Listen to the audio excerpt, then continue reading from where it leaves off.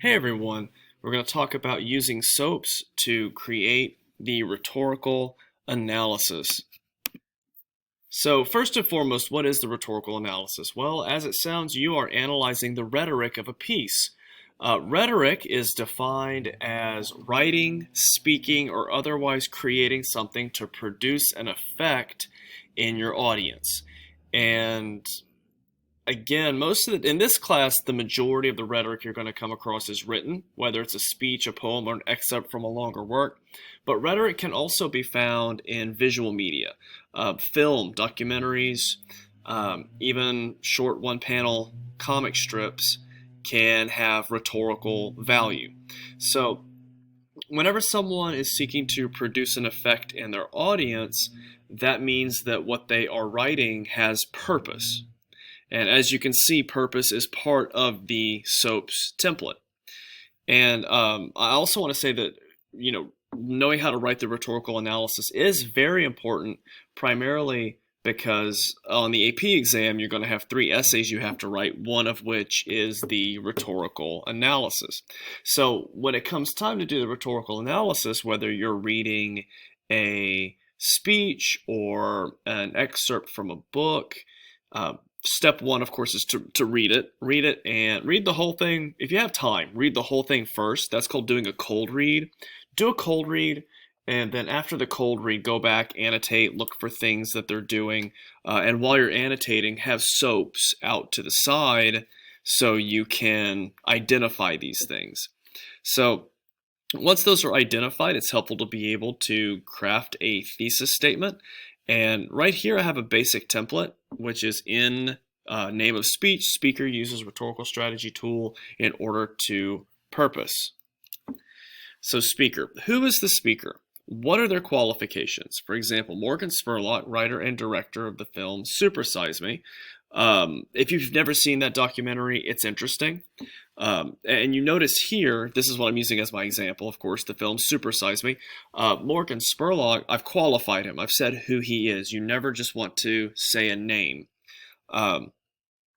Offering qualifications for someone if it's not readily obvious who they are. For example, if you say Ronald Reagan, which is one of the speeches that you'll be reading, the speech about the Challenger disaster. When you say Ronald Reagan, you're not necessarily you don't have to qualify President of the United States because most people are aware who that is. But most people are not aware of Morgan Spurlock. So you have to think about those things. Think, would an educated person necessarily know who this is? If not, when in doubt, qualify who they are. Occasion. The question we ask with that is, what is the exigence and or historical context?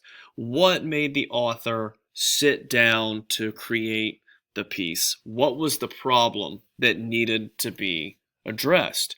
You'll notice I've provided my example. You can pause and read that, but for the sake of time, I am going to move forward. Audience. Who is the primary audience? Who is the secondary or hidden audience? And then are there any audiences that are not obvious?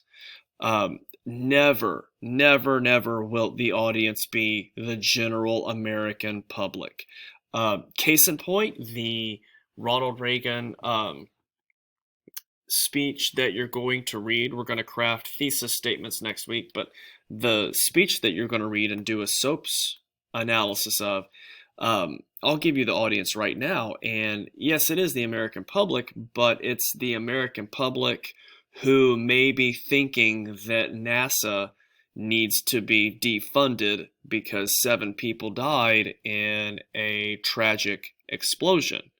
So that's his audience, or at least that's one of his audiences. There are multiple in there that you have to consider. And if you want to read the example here, of course, just pause, but I'm moving on. Purpose. Notice I say, what are the author's purposes? You can have more than one. Is it to inform, to entertain, to persuade? Is it challenging, defending, or qualifying a common idea?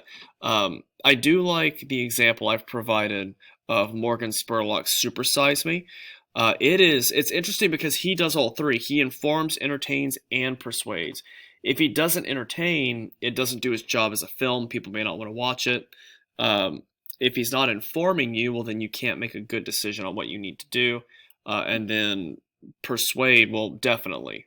He's trying to persuade people to re-examine eating at McDonald's and other fast food places because, again, or I say again, if I didn't say it before, he puts his body through something that I think the average person should never have to go through, or anybody should never have to go through. He eats McDonald's 3 meals a day for nearly a month, and he has to stop because it is having a very drastic negative effect on his health. But he did have making this movie had an effect on the fast food industry. After that, after the film came out, McDonald's quit offering supersize as an option, and they began posting the nutritional content of their food. And I want to say they started offering healthier options, like they started offering like apples and Happy Meals. So there's that. Okay, subject. What is the content of the message? And this is, what are they saying exactly? This is before you get to the rhetorical tools, before you get to, um, the appeals. What is the content? And this would be where you more or less summarize exactly what they are saying, and maybe a sentence or two. You're not rewriting it. You're just giving 1 or 2 sentences on the subject. What's it about? This would be if somebody were to pick a book up off a shelf that you've read and say, hey, what's this book about? And I give someone a quick synopsis. Think of it that way. So again, SOAPS is an excellent way to establish the basics of a rhetorical analysis. And SOAPS handles the what and the why. The how is handled by the rhetorical tools, the appeals and things like that, which we will handle at a later date. But right now with SOAPS, it's just the what and the why. What is the message, and why did the author create that message? So without further ado, I hope you are having a wonderful day and that you are staying healthy. Take care.